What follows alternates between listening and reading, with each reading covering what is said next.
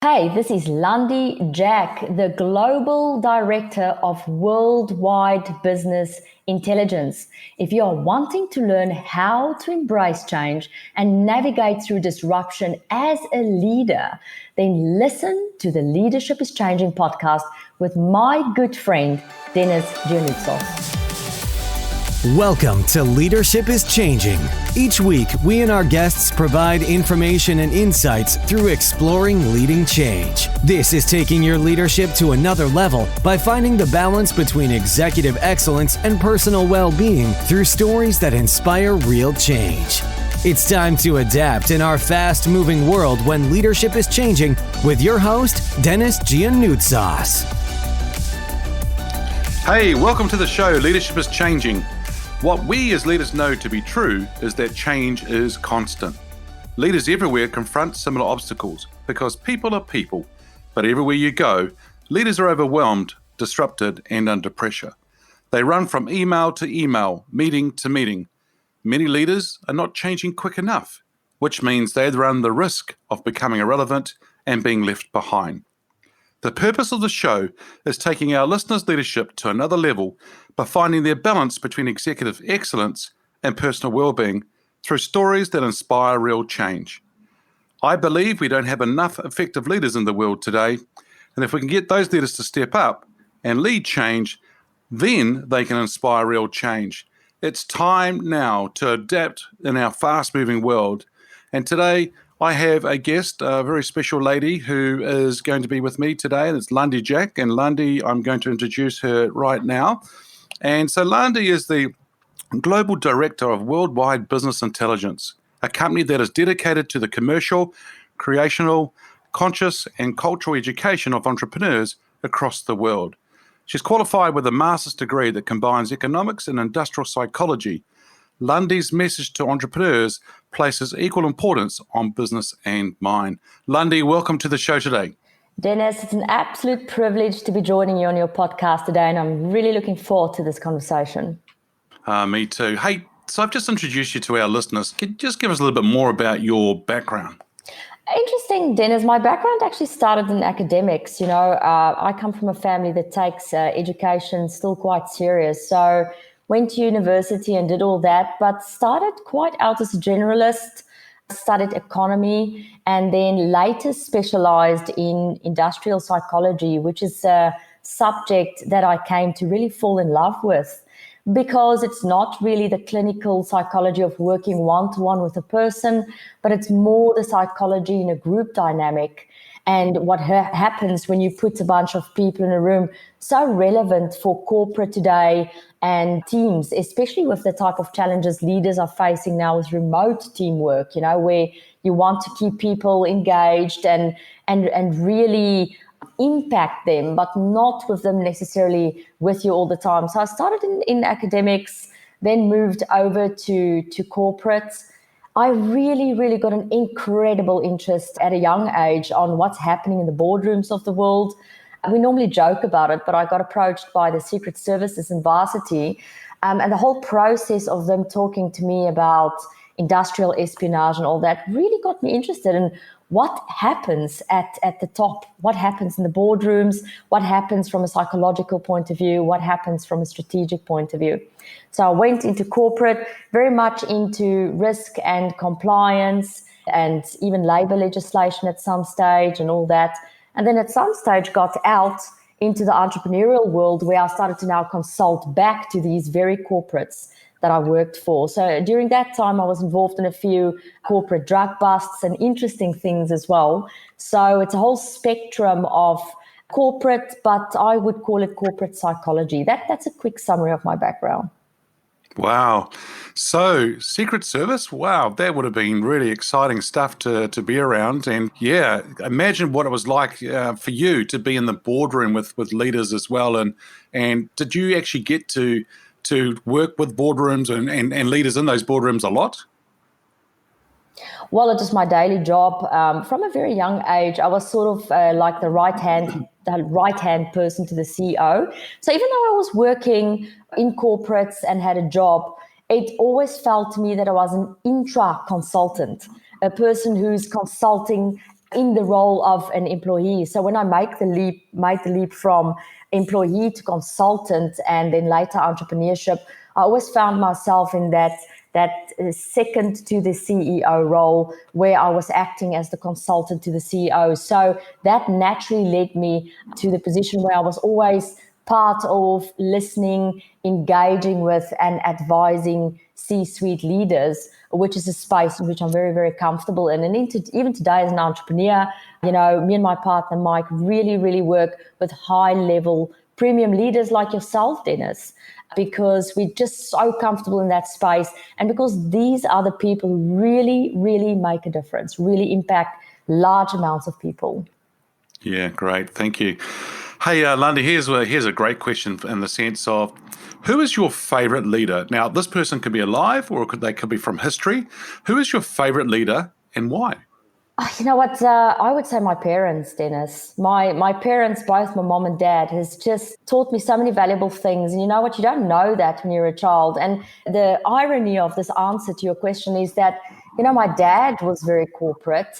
He's not with us anymore. So obviously I got a lot of corporate teachings from him. But my mom was not corporate at all. And so from her, I got a lot of teachings in love.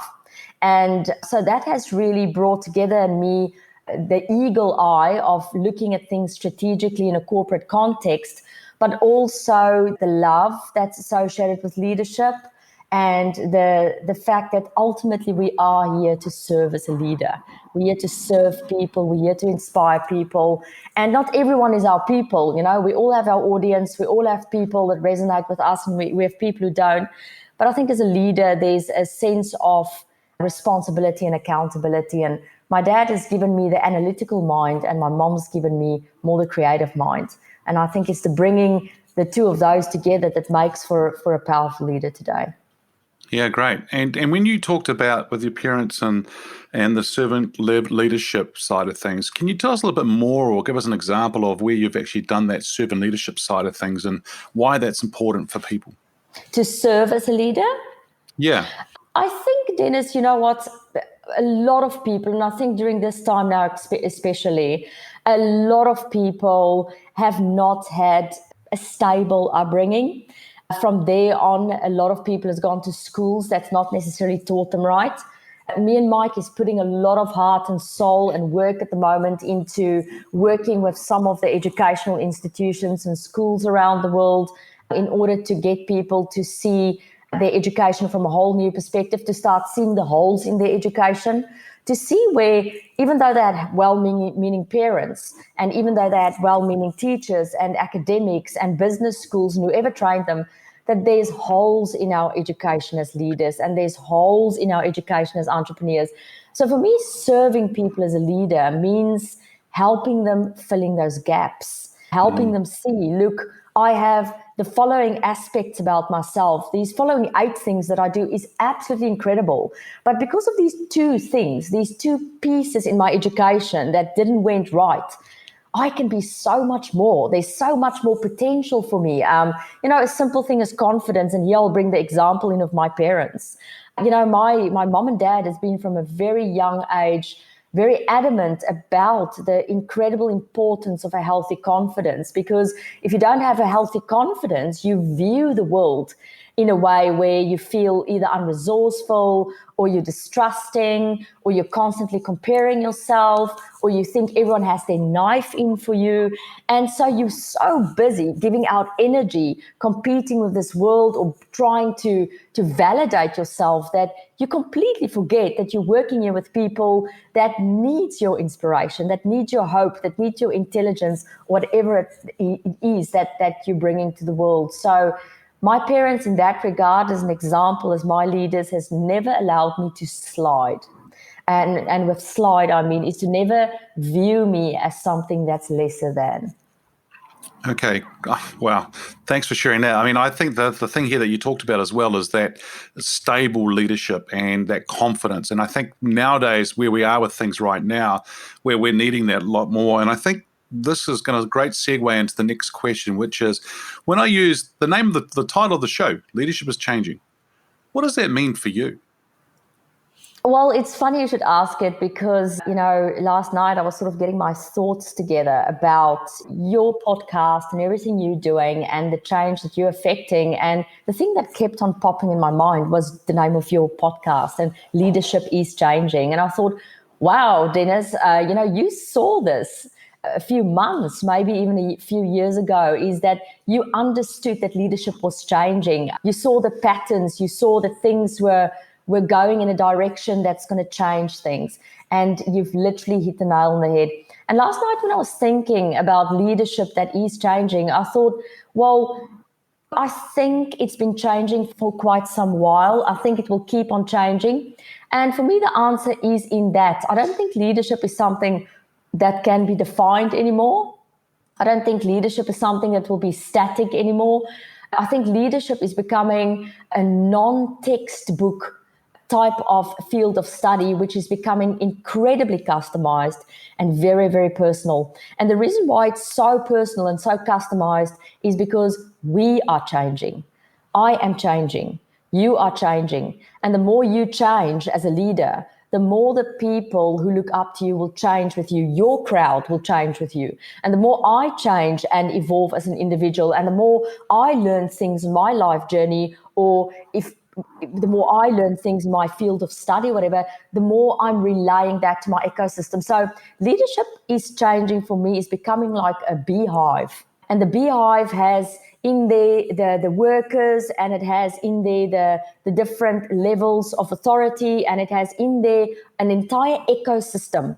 And just like bees come from the flowers to pollinate it and then leave the hive, and then come to the hive and pollinate it and leave the hive, that's the same way in which I see the leadership ecosystem. So no longer you can do it alone. No longer you can sit there on your throne as the king and queen and think you're going to do it without the help of the other bees who's going out into the world and then bringing the intelligence back, and then taking intelligence from the hive and then taking it back into the world. So it's a whole process of pollination, and that makes me very excited about leadership, because that means the word collaboration is finally starting to make sense to people.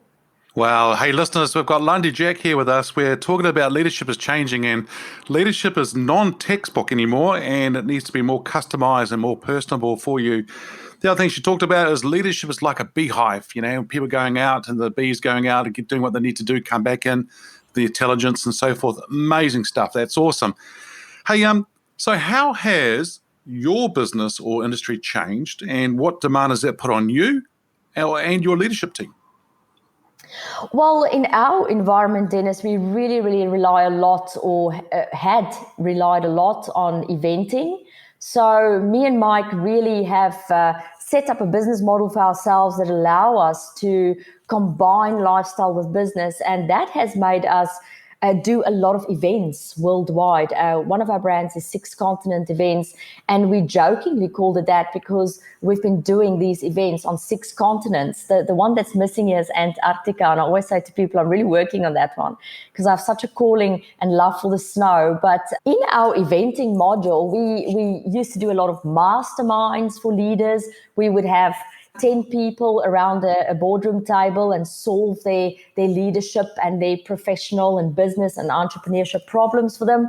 We've ran events like Platinum Masterminds that made us work with leaders in castles and all sorts of interesting spaces. We had travel company. So with the changes that's been happening over the past few months, offline eventing for us has literally gone dead overnight.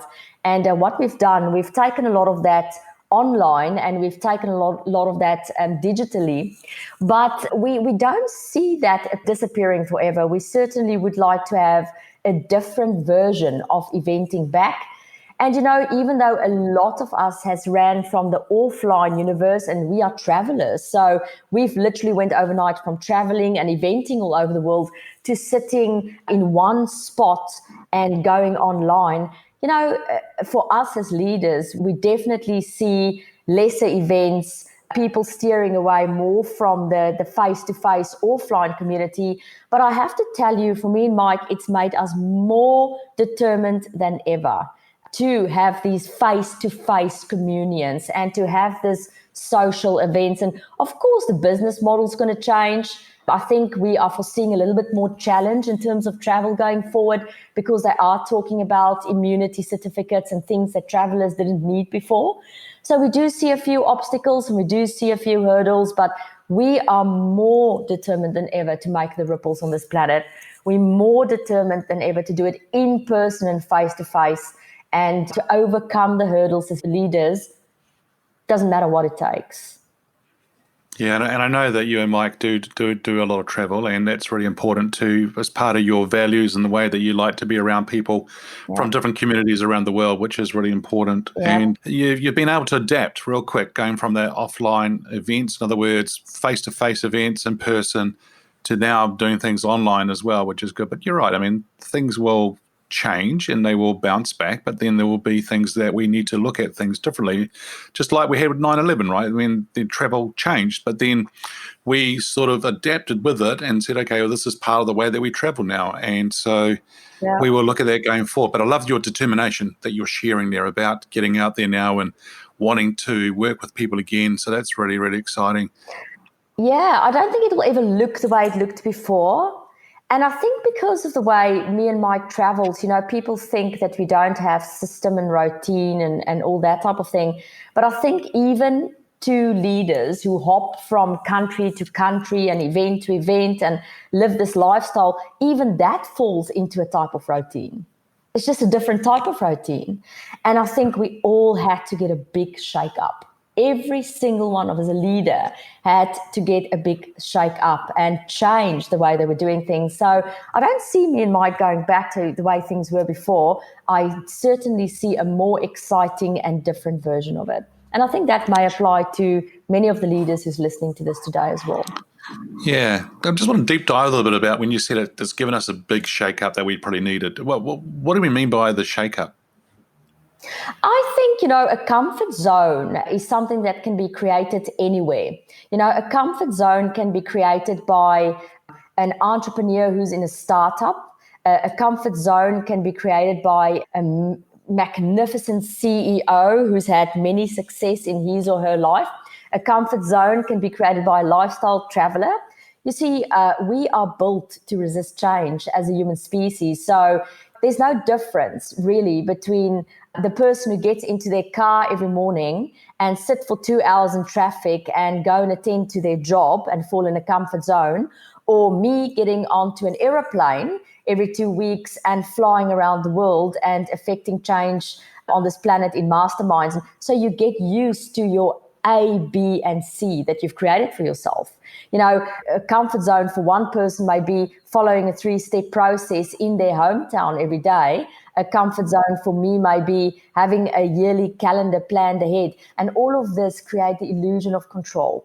And I think what COVID has done for us as leaders, it's literally ripped that illusion from underneath our feet in order for us to be more creative, in order for us to, like the eagle, rise above the forest and look down and really look at things differently. So my philosophy over this time is that I think this COVID is going to make people or break people. I don't think there's going to be an in-between. So it's going to make or break people. I'm not sure whether there's anything in between, but I love what you said there about the eagle rising above the forest, to be able to look down and see what it is. And COVID, I think, as well. I mean, Landi, in my introduction of the show, talked about, you know, the leaders are going from email to email, meeting to meeting. They're just overwhelmed. Do you think that COVID has actually helped them slow down a bit? What's your thoughts on that? I think there's two schools of people at the moment. I think there's school internal and then there's school external. In traditional psychology, just to humor our listeners, they talk about internal locus of control, external locus of control. So I think COVID has really made that rise to the surface. So you have a leader at the moment that's really reflecting internally, looking at their shadows, looking at the things they want to improve about themselves. It's the type of leader who's very serious about walking their talk, leading by example, creating the best version of themselves in order to bring the best level of love, quality, and intelligence to their clients. And then there's a leader who's fallen into the external locus of control trap, who's really focusing externally. They're looking at the news, They're checking what's going on around them. They're falling prey to everyone's opinions. And they've literally gone and created a monster of a world for themselves at the moment. It's literally, their day consists of COVID, the American riots, blah, blah, blah, blah, blah.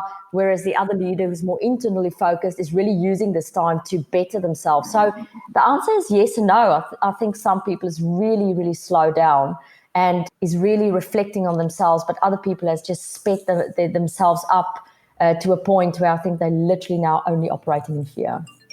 Yeah, I remember not so long ago working with a leader, and he was obsessed with what was going on the TV and so forth, and watching it all day, doom and gloom. He didn't know what to do, and I said to him, "Well, I do. Just turn it off. Stop watching it." And I said to him, "Don't get me wrong. I mean, you need to understand and see the news, understand what's going on. But that you can do that within the first 5 minutes. They're just going to repeat. Then get on with what you need to go and do." And that's the action piece. And it's, like you said, it could be time out to reflect, to think about things, reconstruct different models, depending on what you want to do, right? It'll, some people I know have gone out and done some courses online, gone and reskilled themselves in different areas, or there were gaps that they had, and they went and skilled themselves to help themselves for when things are post-COVID, and depending on what that looks like going forward. Absolutely. If you think about it, the planet is only inhabited by us as a human species in a very small percentage. So all this news and things that you see happening is only representative of a very small percentage of this planet. What's happening on the rest of the planet? What fantastic things is happening right now on the rest of the planet? So that's a different perspective. Yeah. Hey, listeners, I'm here with Landi Jac, and we're just talking about leadership is changing and working through the discussion. And Landi's just shared about the eagle rising above the forest and having that view, which is really amazing to even if you just imagine it and picture that and see the eagle there rising, just sitting above the forest and having that different type of view. Hey, Landi, if there was one thing you could change in business as a leader today, what would that be? Well, I'll take people's email away from them, Dennis. I'm glad. I was waiting for you to get to this. You know what, I have to say that it sounds really silly, and I think I want to just share some of the deeper intelligence and wisdom and why I feel so passionate about not having email. Now, I understand many of you are listening to this and think, it's actually crazy for me to say this because business is business, right? People have to continue doing what they're doing. They need email to communicate and all that. But I think if there's anything that COVID has highlighted to a lot of people is that we do not need a lot. We need much less. And I think my message to the world with trying to get as many people off email or trying to get as many people to not put as much emphasis on email is actually because of a deeper reason. And that reason is called distraction. And I think there's a lot of potential. I think there's a lot of peace of mind. I think there's a lot of incredible impact and influence we can affect on people if we're not so distracted by mundane things like sitting half a day on your email or sitting on your phone, worrying or speculating about what's happening in the world, or sitting, do all these things that distract people. For some people, it's Facebook. For some people, it's social media. For some people, it's literally sitting worrying for hours about a future that's never going to happen. So email for me is very symbolic of the distractions that we allow as leaders to penetrate in our life. And what these distractions does is diluting us. So rather than taking your essence, which is a drop of this incredible purpose that you have as a leader on this planet, that essence, those of you who enjoys essential oils, or those of you who enjoy smelling flowers, or those of you that enjoy smell will understand the moment you start diluting that smell, it loses its potency. And that's what distractions does to us. And that's why I'm so passionate about email. That's what why I got rid of it, because it affected my potency as a leader. And with email gone, I have so much more potent impact because I feel my essence much more powerfully than what I find is the case with many people who sit and hammering away on email. So just to clarify, you don't have an email address. You don't have email at all. I have an email address so that I can register for things online. Right. And I have an email address because sometimes service providers want an email address and they do not give you a service if you don't provide them with that. but I don't use email for communication at all. Wow. So therefore, I do not get up in the morning, run into an email or an ecosystem, if you may, in which I have to correspond or communicate back and forth with people. For communication purposes, I use WhatsApp. Sometimes I use Messenger. And then if documents needs to be exchanged, we normally have a Dropbox. And that's another reason why you have to have an email address for things like that, to register with software or software as a service. But I don't use email for communication at all. So that neurological pattern that's been established in people's lives that make them wake up and go and check their email or worry about email has been completely eliminated in my life. And so how many businesses are you running? Well, at the moment, we're looking at 4 businesses. So we have our Circle of Excellence, which is our global community that sits worldwide, our prestigious premium clients, handpicked, of which you are one, Dennis. And then we have our 6-continent events, which is literally going online at the moment. We have our Ring of Steel Investments company, which is our property company, which is sitting mostly at this stage in New Zealand, but we're looking at actually expanding to France as well. We have a worldwide business intelligence business, which is currently getting evaluated and endorsed by the KOKA standard, which is the Finnish educational system. And then the 5th one, which is actually rising as we speak, is our Global Expert Institute, which is an endorsement institute for experts like yourself or anyone who's really in a professional position and is what we call a subject matter expert. So that totals it to 5. Wow. So listeners, a total of 5 organizations that Landi's working with and doesn't have an email or has an email address only for registrations and things like that, but doesn't use email. So you can run businesses successfully without email. And so Landi uses other services or tools to be able to communicate with people rather than just in an email and sending out to people. The other thing that Landi's just shared with us is, and I really like this one, where you said you don't get up in the morning and run to your email box, and where a lot of people do that. They run there, they want to see what emails have come through, then they start stressing about the number of them and the urgency and things like that. So you don't have that, which is just a great place to be in. Yeah. Yep, I don't want that. Yeah, fair enough. So if we talk about employees nowadays, and well, how has employees' expectations of leaders changed? Well, I think it's really becoming a case of co-creation. And I mean, this has been very topical when it comes to, the industry of entrepreneurships, entrepreneurs. Entrepreneurs has really caught up with the whole principle of, we're not only going to establish products and services, we're going to bring our products and services to market, have a conversation with our clients, and co-create something amazing together. And I think, even though the trend has already started in corporate, with the same type of thing happening between C-suite leaders and their employees, where they've been saying, you know what, why don't we break down the hierarchy and co-create a corporation together? I do feel that COVID has spread that up. I mean, you see many employees sitting at home now, working remotely. Big data is only starting to come in now, and it's showing that many of these employees are much more productive. Some of the corporates are looking at their budgets and going, wow, we're actually cutting costs, but productivity is going up. Of course, it's not come without some of its hiccups and its problems, but I think the principle of co-creating between corporate leadership and employees is really becoming a reality. And we've already seen some giants, previously trying to promote to people the value of this, bigger companies that is winning award after award after award in the way they look after the employees and embrace them. People who's been way ahead of the curve when it comes to attracting, managing, and retaining talent.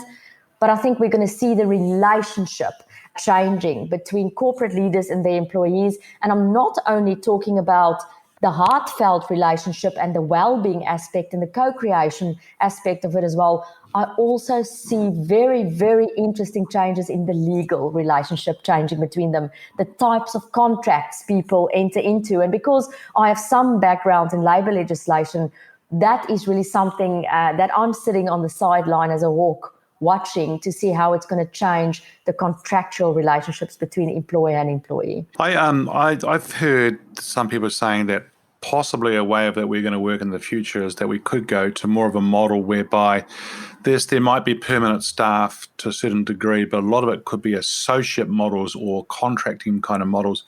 Do you see that happening at all, or what's your thoughts on that?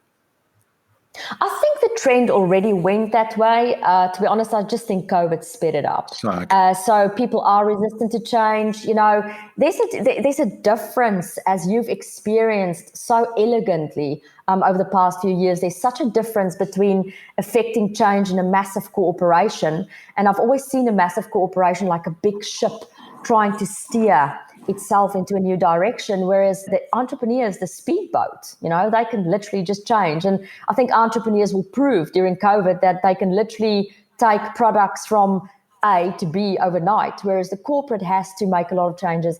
And I think this whole idea of going from permanent staff to looking at contractors and independent contractors and different types of employees working for you, I think a lot of corporations realize now that the benefit of having, the sum total of these types of employees is that we can change quicker and we can change faster and we can adapt quicker. So if you take a boat and you break that boat down into 5 smaller boats, then that boat is much more stronger because it can adapt to the tides and it can adapt to the weather. And, I think that COVID came, but COVID is going to have after effects. So there's more change coming. There's more waves coming. People have been speculating, what is the next thing? A lot of people have been thinking it's going to be more viruses, whatever. And now we're seeing violence as one of the after effects. Other people are experiencing incredible rise in nature as an after effect. So I think the message here is that in future, as corporates, as employers, as entrepreneurs, the most resilient entity will be the most adaptable entity, the one that can adapt the quickest. The most resilient entity is the one that's going to be able to adapt the most easiest. Is what you're saying? The quickest. The quickest, yeah. Yeah, the easiest and the quickest. The quickest and easiest. The most resilient entity will be the one who adapts the quickest and the easiest. Okay, wow. Alrighty, so that's a lot of things that we could be looking at as leaders and a lot of change happening going forward. Well, what makes a leader successful today in this fast-paced, ever-changing world? I think the mirror, Dennis. If you can find some tools and tricks and even a support system that helps you stay accountable in your bathroom mirror every morning before you leave your house or your apartment or wherever it is you're staying, I think you become solid. And, it's almost like the wind. You'll notice I like to use analogies, but, a tree that is planted solidly in the ground and has a deep rooting system really, really stays strong when the wind comes, even, when storms come or the cyclone. So if you can stay connected to yourself, and more importantly, we love talking about values, but I've sort of upgraded the word values to virtues. So if you understand your virtues as a leader and you live by things like bravery, nobility, freedom, things that really, really is important to you, and you check in with your virtues as a leader and the reason why you really do things every morning before you leave your bathroom mirror, and you take that into your day, you're not only going to be an incredible, strong leader, you're going to be an incredible, strong individual. And that's what people are looking for right now. They're looking for stability. They're looking for safety. They're looking for solid people. And you mentioned it earlier in your podcast as well, that foundation they're looking for. So if you can find a way as a leader to be people's foundation, and here's the important part, without breaking your own back in the process, because that's not leadership. So look after yourself to the best of your ability so that you can look after and serve other people to the best of your ability. That's the new leader. Wow. Without breaking your own back. If you're able to get out there and serve people, that's great. And then, yes, people are looking for a solid leader who's stable, but also one that can pull a community together. And if they can do that, that's awesome. And that's what we're going to see. So, Landi, I'm going to ask you to bring out the crystal ball side of things. And you sort of touched on it a little bit now, but maybe a little bit more is what I'm looking for. And the question here is, where do you see leadership being in 5 years' time? I think, Dennis, the person who claimed they know is probably the frauds that the prophets warned about, the false prophets would be the people who claim that they know. In my years in working in corporate and, now being very involved with entrepreneurs and especially leaders in the entrepreneurial space, I've learned that you can pick up on patterns. So you can look at a person's behavior and then you can go, okay, the behavior is turning that way. And then you can go, okay, the behavior is now turning that way. And therefore I can, with fair surety, predict this is what the person's going to do next. That is just plain psychology, and that allows you to see a little bit into the future because you start to understand a little bit of behavior better and whatever. Mm-hmm. Same if you can put it in a business context, a subject that I love, a consumer behavior. So corporates and retailers has tried to predict these futures forever by looking at consumer behavior, picking up on the patterns, trying to predict the consumer behavior. You see this when you go to a store, the way they've set up the store because they've learned from big data that if you get closer to the line, you're going to be wanting to buy these things. So everyone has attempted for eons and eons. Some of the biggest empires, the Roman Empire, you can go back to as long as people have tried desperately to predict the future of human race and to predict the future of business and to predict the future of industries. And they failed elegantly every single time. So we've been told over and over again to live in the now. And I think people are almost sick of hearing they have to live in the now because practically, what does it really mean? And I think living in the now is to not really use the past anymore to predict the future. And I think that's where big data is going to really fall down. And also not to look at the future with this control that you want to know or need to know what's going to happen because you're going to get it wrong anyway. So now means as a leader, doing the best of your ability with the resources and the sum total of your experience you have right now to affect change right now. So I cannot tell you what's going to happen in 5 years from now, and I don't think I want to know. So take your ability along with your talent, your skills and so forth that you have right now and the resources you have and help engage and help lead change today. And now. Yeah. And let's see what happens in the future going forward. Yeah. So Landi, hey, thanks for joining us today on the show. If our listeners are wanting to get hold of you, where should they go? They can find me on LinkedIn. I'm Landi Jac on LinkedIn, Landi. Surname is Jac without a K. So I'm fairly onto my LinkedIn profile. Me and Mike do not work on Fridays. We do not work over weekends, but we give it our all from Monday to Thursday. And that means we do converse with a lot of people on LinkedIn. We find incredible leaders on LinkedIn and build relationships with them. So people are welcome to contact me via my LinkedIn profile, Landi Jac, and shoot me a message, and I'll be very happy to personally reply. Great. So if you want to get hold of Landi, please try LinkedIn and go through there and that'll be good, and send her a message, a private message, and connect with her. So what we as leaders know to be true is that change is constant. Change is incredibly scary, especially with the unknown and the unfamiliar territory. It's time to adapt in our fast-moving world when leadership is changing. Hey, look out for the episodes as they're being published and released. Have a listen, download them, put a review and a rating, and share them with your friends and your network. If there's feedback you'd like to give me on the show, feel free to send me an email at dennis@leadingchangepartners.com, and look forward to hearing your feedback. The other thing too, if there's a question you want to ask me for my other episode of Ask Dennis, then feel free to send an email too, and I'm happy to look at the question and see how we can answer that for you. Hey, thanks for tuning in today. Bye for now. Thank you for listening to this episode of Leadership is Changing with your host, Dennis Giannoutsas. Each week, we and our guests provide information and insights through exploring leading change, inspiring executives and leaders to adapt and lead a bigger game in a fast-moving world.